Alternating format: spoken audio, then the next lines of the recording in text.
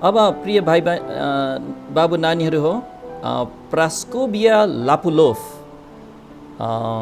को जीवन कहानीको एउटा ज्यादै रोचक कुरा कि 1600 किलोमिटर पैदलै हिँडेर आफ्नो बुवा आमालाई आफ्नो प्रेम र आफ्नो वास्ता देखाएकी यो केटीको जीवनबाट हेर्दैछौँ। अनि एफएसी 6 को 2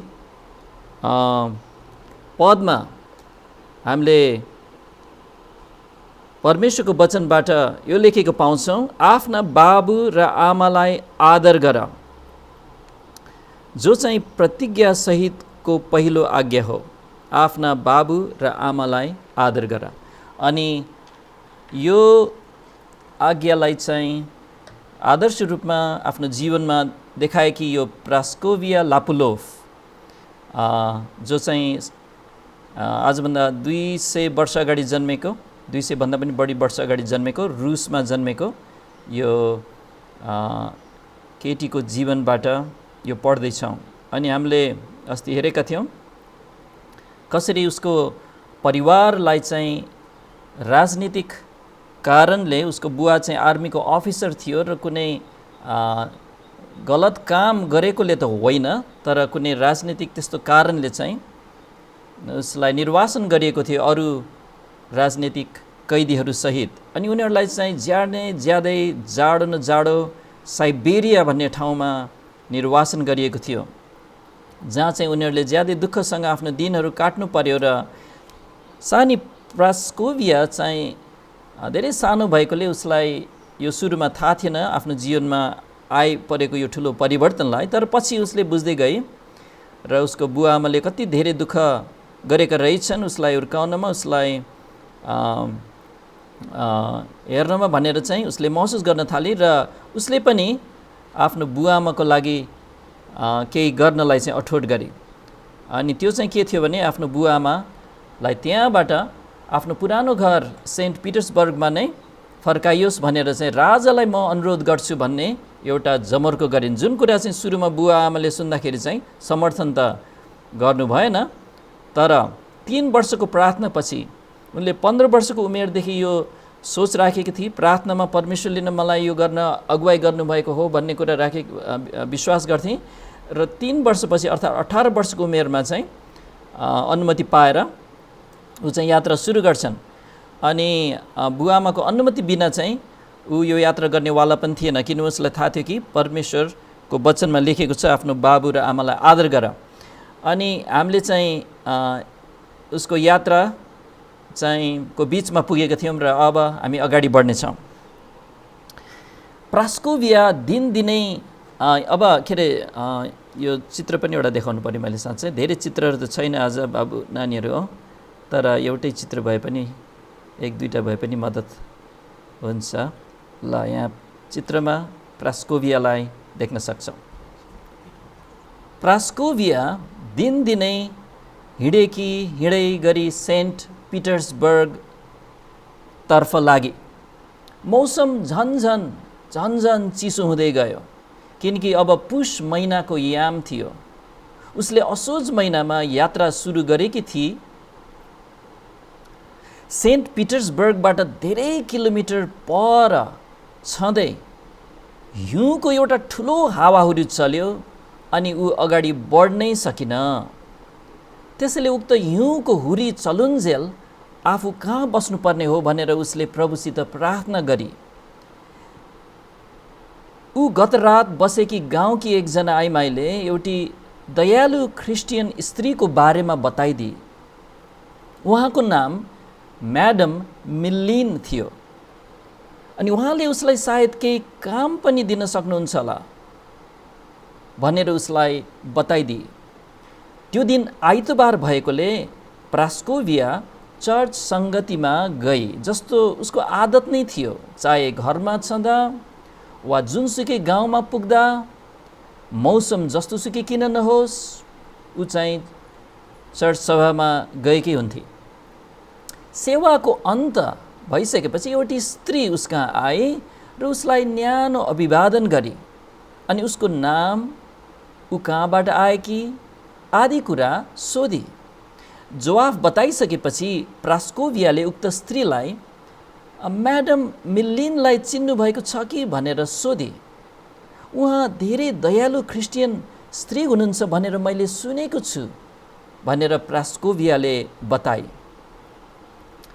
म्याडम मिल्लिनको दया तिमीले सुनेकै जस्तै छ भन्न त मलाई धक लाग्छ, उसकी नयाँ मित्रले भन्नुभयो। तर उहाँ बस्नुहुने ठाउँ म तिमीलाई देखाइदिन सक्छु, आओ। प्रास्कोभिया उहाँसित गई र म्याडम मिल्लिनको घरमा आइपुग्दा उसले के थाहा पाई भने म्याडम मिल्लिन त त्यही स्त्री पो हुनुहुँदो रहेछ। उहाँले प्रास्कोभियालाई वसन्त ऋतु नलागेसम्म आफूसित बस्नलाई आग्रह गर्नुभयो, किनभने मौसमले गर्दा उसलाई त्यस बेलासम्म सेन्ट पिटर्सबर्गतर्फ यात्रा गर्नलाई असम्भव भइसकेको थियो। प्रास्कोभियाले यात्रा गर्दै गरेकी अब 3 महिना भइसकेको थियो। याद गर्नु, पैदलै हिँडिरहेको छौ, एउटा गाउँदेखि अर्को गाउँ हुँदै, जङ्गलहरू हुँदै। ऊ एकदम आफ्नो यात्रा पुरा गर्न चाहन्थे, समय खेर फाल्न चाहँदैनथे, छिट्टो छिट्टो सेन्ट पिटर्सबर्ग पुग्न चाहन्थे। तर जब म्याडम मिल्लिनले उसलाई केही सिलाइ बुनाइको काम दिनुभयो, तब उसले यो ढिलाइ प्रभुबाटको हुनुपर्छ भन्ने कुरा विश्वास गरे। म्याडम मिल्लिनले उसित एक काम गर्ने केटी नभएर एउटी छोरीसित जस्तै व्यवहार गर्नुभयो। प्रास्कोभियाको आफ्ना बाबुआमाप्रतिको प्रेम र परमेश्वरमाथिको उसको विश्वास देखेर म्याडम मिल्लिन समेत अत्यन्तै प्रभावित हुनुभयो। प्रास्कोभिया म्याडम मिल्लिनसित बस्दै गरेकी बेला उसले परमेश्वरको वचनको बारेमा अझ धेरै कुरा सिकी र साथै राजदरबारका चालचलनहरू र विश्व घटनाहरूको बारेमा पनि उसले जान्ने मौका पाई। रुसको दरबारमा मानिसहरूलाई भेट गर्ने सम्बन्धमा प्रभुले उसलाई अझ राम्रोसित तयार पार्न चाहनुभएको रहेछ भन्ने कुरा उसले सिक्नुपर्ने रहेछ भन्ने कुरा विश्वास गरे। अनि प्रभुले उसलाई सिकेको चाहनुहुन्छ भन्ने कुरा विश्वास गरे। यसको लागि उसले प्रभुलाई धेरै पटक धन्यवाद दिए र साथै उसकी दयालु मित्र म्याडम मिल्लिनको लागि पनि धन्यवादी थिए। अब चैत महिनामा राजमार्गहरू फेरि खुले अनि प्रास्कोभियाले फेरि आफ्नो यात्रा अघि बढाए।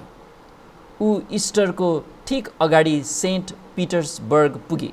बाबु नानीहरू, इस्टर भनेको चाहिँ प्रभु येशू बौरी उठ्नु भएको समय, जुन चाहिँ चैत महिनातिर पर्छ, त्यो समयलाई इस्टर भन्ने गरिन्छ। बल्ल तल्ल ऊ सहरमा त पुगी, तर अब उसले नयाँ समस्याहरूको सामना गर्नु पर्यो। उसको बुवाले भन्नुभए जस्तै उसले सम्राट जारलाई भेट्न सकिन। उसले आफ्नो कुरा दरबारका विभिन्न द्वारहरूमा खटाइएका द्वारपालहरूलाई अथवा गार्डहरूलाई बताए, तर कसैले पनि उसप्रति चासो देखाएन। बरु सबैको एउटै मत थियो, एउटै कुरा थियो कि कसैले उसलाई एउटा सिफारिस नलेखिदिएसम्म, भनेको प्रास्कोभिया फलाना फलाना व्यक्ति हो अनि भनेर चाहिँ त्यहाँ दरबारमा चिन्ने व्यक्तिले चाहिँ त्यसरी एउटा सिफारिस पत्र नबनाइदिएसम्म उसले जार अथवा राजालाई भेट्न पाउने छैन। उसको निम्ति कसले यो सिफारिस बनाइदिन सक्छ र भनेर उसलाई थाहा थिएन। उसले आफै एउटा निवेदन लेखेर तयार गर्यो, तर त्यसलाई कुनै पनि द्वारपालले अथवा गार्डले भित्र लगिदिएन। उनीहरूलाई थाहा थियो कि उक्त निवेदन अशिक्षित शैलीमा लेखिएको थियो, नजान्ने तरिकाले लेखिएको थियो र झुत्रो पहिरन लगाएकी यो युवतीको कुरामा समय खेर फाल्नु बेकार छ भन्ने उनीहरूलाई लागिरहेको थियो। उनीहरूको काम भनेको त मानिसहरूलाई दरबारदेखि पर राख्नु थियो। त्यसैले उनीहरूले उसको निवेदनलाई भित्र लगिदिन चाहेनन्, नत्र भने उनीहरूलाई नै गाल आइपर्ला कि भन्ने उनीहरूलाई डर लाग्थ्यो। यस कुराले प्रास्कोभियालाई अवश्य निराश त पार्यो, तरै पनि उसले हिम्मत हार्ने विचार त गर्दै गरिन। उसले आफूलाई भने, यदि परमेश्वरले मलाई यहाँसम्म आइपुग्न डोर्याउनु भएको हो भने अनि म विश्वास गर्छु उहाँले यहाँसम्म मलाई आउन डोर्याउनु भएको पनि हो भने उहाँले मलाई दरबारभित्र पनि पुर्याउनु हुनेछ। एक दिन कसैले उसलाई भन्यो, तिमीले जारलाई भेट्न खोज्नु भन्दा त बरु तिम्रो निवेदन लिएर पिटर महानको त्यो फलामको शालिग देख्छौ, हो त्यो शालिगलाई चढाउँदा हुन्छ बरु। प्रास्कोभियाले भने, परमेश्वर शक्तिशाली र सर्वशक्तिमान हुनुहुन्छ अनि यदि उहाँले चाहनुभयो भने उहाँले फलाम जस्तो हाम्रो राजालाई पनि झुकाउन र मेरो निवेदन ग्रहण गर्ने बनाउन सक्नुहुन्छ। प्रास्कोभिया आफ्नो विश्वासमा अडिग रह्यो। अन्तमा एकजनाले उसलाई भन्यो, म तिमीलाई एकजना म्याडम कहाँ लान्छु जसको दरबारमा एकजना आफन्त छन्। अब उक्त नयाँ म्याडमलाई भेटेपछि उनले भने, हुन त हो दरबारमा मेरो एकजना आफन्त त हुनुहुन्छ, तर प्रास्कोभिया दुःखको कुरा हाम्रो एउटा सानो झगडा परेको थियो र केही महिनादेखि हाम्रो बोलचाल छैन। त्यसैले तिम्रो लागि मैले गर्न सक्ने केही छैन जस्तो लाग्छ। एकछिनपछि यसो सोचेर त्यो म्याडमले भने, तरै पनि यो त इस्टरको समय पर्यो अनि कहिलेकाहीँ एक आपसमा नबोल्नेहरू पनि यो समयमा फेरि बोल्न थाल्छन्। बरु मिलाप गर्नलाई, मेरो आफन्तसँग फेरि बोलचाल सुरु गर्नलाई बरु म पहिलो कदम चाल्न तयार छु तिम्रो सहायता गर्नका लागि। ठिक त्यति नै खेर यो बोल्दा बोल्दै उसको आफन्त ढोकामा आइपुग्यो र इस्टरको अभिवादन, ख्रिस्ट बौरिनु भयो भन्दै भित्र पस्नु भयो।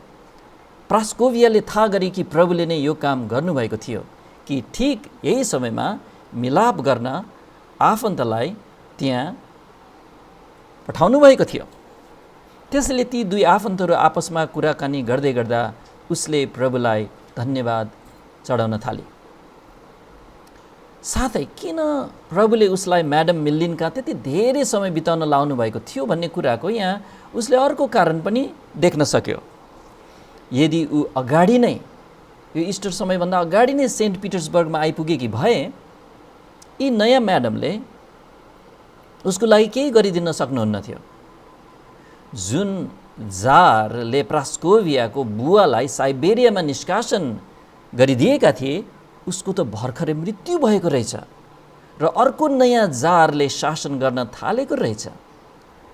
आफन्त भन्नेले प्रास्कोभियालाई साँझपख नयाँ जारको आमासित भेट गराइदिने वचन दियो। प्रास्कोभिया आँखामा आँसुसित माथि हेर्दै भने, हे मेरा परमेश्वर, मैले तपाईँमाथि व्यर्थमा भरोसा राखिनँ। अनि ऊ दरबारभित्र प्रवेश गर्दै गर्दा उसले मनमा नै भने, ओहो मेरो बुवाले मलाई अहिले देख्न पाउनुभएको भए पो हुन्थ्यो। तब उसले प्रार्थना गरे, मेरा परमेश्वर तपाईँको काम पुरा गर्नुहोस्। अब सम्राटकी आमा निकै दयालु हुनुहुन्थ्यो र प्रास्कोभियाको कहानीलाई राम्ररी सुन्नुभयो। त्यसपछि उहाँले भन्नुभयो, तिमी साइबेरिया जस्तो त्यो ठाउँ अनि साइबेरियाको त्यो गाउँदेखि सेन्ट पिटर्सबर्ग यहाँसम्म एक्लै, त्यो पनि पैदलै आयो भन्ने कुरा सुन्दाखेरि त यो सम्भव होला जस्तो पनि मलाई विश्वास गर्न गाह्रो परिरहेको छ नानी।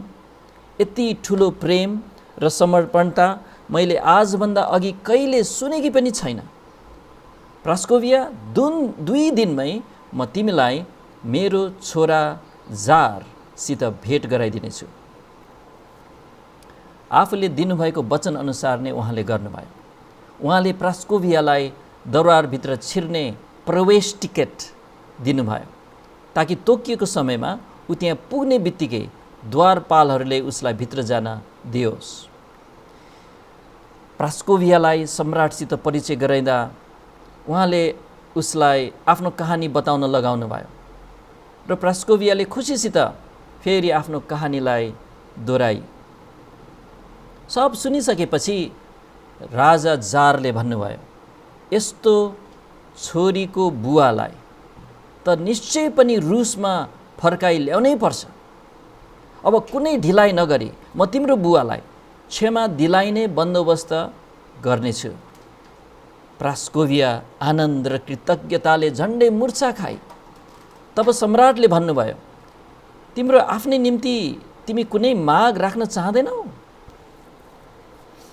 हजुरको दया, प्रास्कोभियाले भने, निर्वासनका ती 2 जनालाई पनि कृपया हजुरले क्षमा गरिदिनुहुन्छ कि, जसले मलाई आफूसित भएको जम्मै पैसा दिन खोज्नु भएको थियो। उहाँहरूले पनि कुनै अपराध गर्नुभएको थिएन, तर खालि राजनीतिक कारणले मात्र उहाँहरू निर्वासन गरिनु भएको थियो। उनीहरूलाई पनि क्षमा दिइनेछ, जारले दया गरी भन्नुभयो। म मेरो एकजना मान्छेलाई उक्त क्षमा पत्रसित साइबेरिया पठाउनेछु र त्यहाँबाट यहाँसम्म आउन यात्रा खर्च पनि पठाउनेछु। प्रास्कोभिया, तिमी यत्रो लामो यात्रा गर्न त तन्दुरुस्त देखिँदैनौ, तिमी कमजोर देखिन्छौ। तिमी यही सेन्ट पिटर्सबर्गमै बस अनि तिम्रा बुवा आमा तिमी कहाँ आउन्। यस प्रकारको बन्दोबस्तको लागि प्रास्कोभिया धन्यवादी थिए, किनभने महिनौदेखिको तनावको अब बल्ल टुङ्गो लागेपछि उसलाई यो महसुस भयो कि ऊ धेरै थाकेकी थिए। प्रास्कोभियाका बुवा आमा सेन्ट पिटर्सबर्ग आइपुगेर फेरि छोरीलाई देख्न पाउँदा उहाँहरू यति खुसी हुनुभयो कि उहाँहरूले बोल्न पनि सक्नु भएन। प्रास्कोभियाले केही नबोली बुवा आमालाई अँगालो मारी अनि उनीहरू सबै मिलेर परमप्रभुलाई प्रशंसा चढाए। लोपुलाफहरू सेन्ट पिटर्सबर्गमा धेरै वर्षसम्म आफ्नी छोरीप्रति र उसले बनाएकी धेरैजना मित्रहरूप्रति र सबभन्दा बढी त परमेश्वरप्रति धन्यवादी हुँदै सुखसाथ जीवन बिताए। प्रास्कोभियाले आफ्नो पुरै जीवनद्वारा परमेश्वरप्रतिको आफ्नो कृतज्ञता अथवा धन्यवाद व्यक्त गर्न चाहन्थे। किनभने उसलाई परमेश्वरले उसको हृदयले चाहेकी कुरा दिनुभएको थियो, अर्थात् उसका बाबुआमाको स्वास्थ्य र सुख। एफएसी 6:2 बाबु नानीहरू हो मा लेखिएको छ, आफ्ना बाबु र आमालाई आदर गर। प्रास्कोभियाको यो कहानी चाहिँ बनावटी कथा होइन, यो वास्तविक कथा हो। एकजना एलिजाबेथ रन्डल चार्ल्स भन्ने लेखिकाले sketches of the women of Christendom भन्ने किताबमा एउटा अध्याय लेखेकी छ। प्रास्कोभिया लापुलोफ अथवा साइबेरियाका निर्वासितहरू आफ्ना बाबु र आमालाई आदर गर भन्ने यो आज्ञालाई प्रिय बाबु नानीहरूले आफ्नो हृदयमा सम्झिराख्नलाई प्रास्कोभियालाई सम्झना गर्न। हुन्छ, हामी प्रार्थना गरेर प्रभुलाई धन्यवाद दियौँ।